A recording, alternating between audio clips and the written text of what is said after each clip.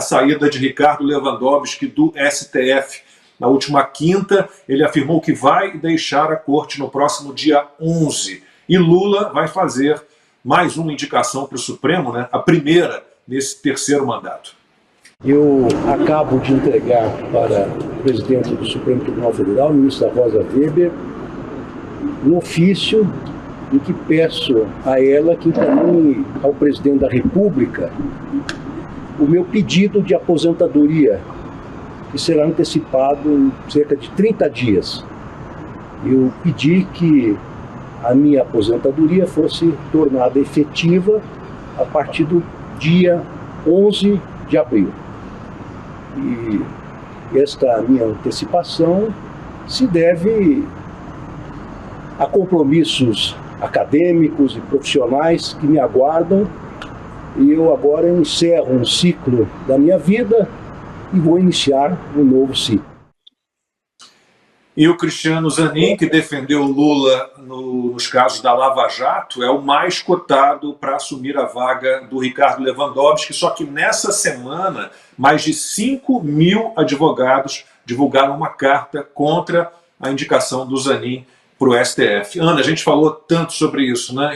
Era muito importante que a gente tivesse evitado a volta do PT, do Lula, à presidência da República, por tudo que o PT representa de atraso, pela defesa de ideias que nunca deram certo, mas a gente sempre lembrava aqui, né? Porque tem duas indicações, Rosa Weber também vai se aposentar, vai fazer 75 anos, então, de cara, a gente vai ter mais dois juízes indicados pelo Lula. Eu acho que nesse debate é o que você disse, Lacombe, você atravessar governos que têm uma visão mais keynesiana da economia, ou seja, precisa de uma rede de segurança social maior, isso tudo faz parte do debate público.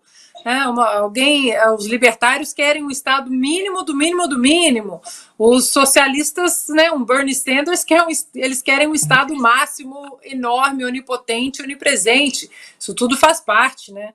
Agora, não dá para a gente discutir qualquer reforma, qualquer diretriz econômica, se o arcabouço, vou usar uma palavra tão usada aí essa semana, se o arcabouço judicial de um país é dar de ombros para a Constituição, é ter completa insegurança jurídica.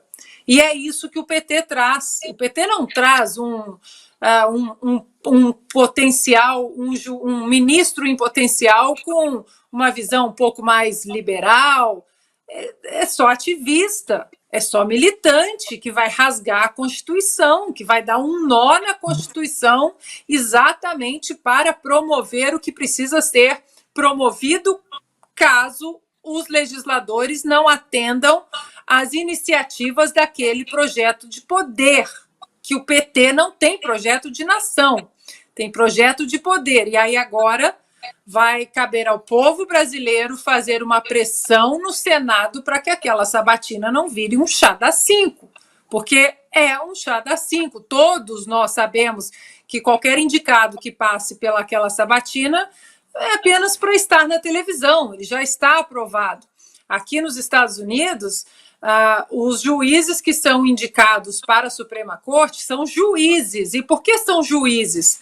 Porque é exatamente sobre as decisões judiciais como juízes nas cortes inferiores que a sabatina acontece. Por que a senhora tomou essa decisão? Por que o senhor aplicou essa pena aqui? E quando as pessoas falam, eu já vi muita gente comentando, mas a Ana, o Constantino, o Paulo, ficam falando de Estados Unidos. Ora, pessoal, os Estados Unidos, a América é o que é, porque os pais fundadores olharam para o mundo velho, o mundo antigo, e trouxeram para cá o que dava certo. E nós temos que olhar para os Estados Unidos como para qualquer outro estado e ver o que dá certo e tentar trazer para o debate no Brasil. Então, dentro desse nosso mundo de rodar pratinhos, porque o brasileiro, nós temos muitas coisas para serem consertadas no Brasil, nós precisamos colocar aí em algum momento que é obrigatório que qualquer indicado para a Suprema Corte seja um juiz. Não dá para ser um advogado, ainda mais um advogado militante e ativista. Costa, e alguém que tem, o Cristiano Zanin, 47 anos apenas, ou seja, vai ficar ali muito tempo, né? 20, se minha matemática não está ruim, quanto é que vai dar? 28 anos, é isso? Não sei. 28 anos. Foi a campanha do Trump aqui, lembrando, né? Não estamos votando pelos próximos 4 anos, mas sim os próximos 40. E a turma dos tucanos de mercado que fizeram L sabiam disso. Né? Então, são cúmplices de uma tentativa de avacalhar de vez com o Brasil. Agora, tem algum mérito, né? Porque a frase que eu menciono sempre do La Rochefoucauld, a hipocrisia é a homenagem que o vício presta à virtude. Pelo menos eles estão quase deixando de ser hipócritas, porque eles perderam o pudor. Então, assim, qual o problema de colocar logo o meu advogado lá, né? De quem é aquele troço? É ou não é minha casa? É ou não é o Instituto Lula, pô? Então vamos parar de palhaçada, deixa eu botar meu advogado lá e todo mundo vai achar o máximo. Agora, nem todo mundo vai achar o máximo. Você veja, Lacombe, que por 1 minuto ficamos na mesma página, eu e Gregório do Vivier, mas por motivos bem diferentes. Solta o tweet do homem. O que incomodou o nosso humorista, ele achou inacreditável, é que Lula está pensando em botar não o seu advogado, não alguém tão jovem que mostrou apenas talentos em livrar bandido e corrupto de punição, mas um homem branco. Aí não dá, né? Aí não dá. Então, veja que coisa. E a resposta de alguns foi assim, pô, então vamos fazer a campanha para trocar na HBO, né, o Gregório do Vivier por algum apresentador humorista negro. Aí ele não gostou muito. Né? Então, aí sim, a hipocrisia voltou com tudo. Paulo, e aí? Sobe a plaquinha, sai Lewandowski e entra alguém como Cristiano Zanin. O que dizer? O que dizer é o seguinte, já tem bastante tempo que a esquerda percebeu que nós estamos saindo da fase da democracia, ou seja, o demos, né, o poder, o regime regido pelo povo, para a juristocracia, que é o regime regido pelo aparato judiciário acusatório, aquilo que eu estava falando de weaponization do sistema judiciário acusatório. A esquerda tem ocupado paulatinamente o aparato judicial dos estados. Nós estamos tendo essa discussão muito grande em Israel agora, e acompanhando os protestos que estão acontecendo lá por causa da reforma judicial que está acontecendo no país. Nós estamos tendo essa discussão nesse momento nos Estados Unidos, com o indiciamento do Donald Trump. É uma discussão muito forte no Canadá também, e claro, no Brasil a gente está sentindo isso na pele, com o quanto que o Supremo Tribunal Federal pode. Ninguém tinha dúvida em dezembro do ano passado que Alexandre de Moraes ou qualquer ministro do Supremo Tribunal Federal eram muito mais poderosos do que Jair Bolsonaro, o mandatário máximo eleito pelo povo. Então, é uma discussão que ela vem acontecendo, né? Esse rumo à juristocracia, que é até o título de um livro muito bom do Han Richel. O que você deve levar em consideração é que até o Jorge Soros, famigerado Jorge Soros, para quem gosta de teoria da conspiração, tem direcionado as suas doações de campanha para promotores e juízes aqui pelos Estados Unidos, onde promotores e juízes são eleitos. Então, quem pensa que a solução é uma eleição para juiz ou qualquer coisa do tipo, também não melhora. A quantidade de dinheiro investido em escolas de direito e advocacia, cursos de advocacia, associações do tipo por essas instituições progressistas, ou melhor, comunistas, é uma coisa impressionante. Então, quando o Lula vai e indica logo de solapada o advogado dele, e como o Constantino disse bem, rasga, perde todos os pudores, é claro que ele está seguindo nessa direção. Se a gente acha que os indicados pelo Lula o PT no seu primeiro ciclo são muito ruins, nós não perdemos por esperar o que vem a partir de agora. E o Congresso tem que agir. Não adianta, o Senado tem que agir.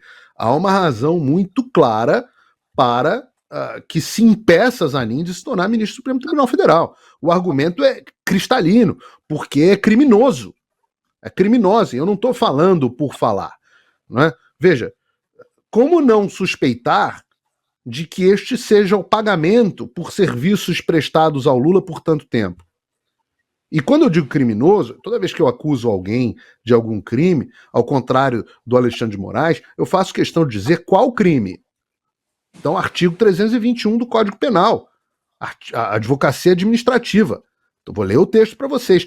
Patrocinar, direta ou indiretamente, interesse privado perante a administração pública, valendo-se da qualidade de funcionário. Então, de quem é o interesse de que Zanin se torne ministro do Supremo Tribunal Federal? Do Brasil ou do Lula? Ora, um ministro do Supremo Tribunal Federal deveria ser uma autoridade com saber jurídico notável, notório e indiscutível.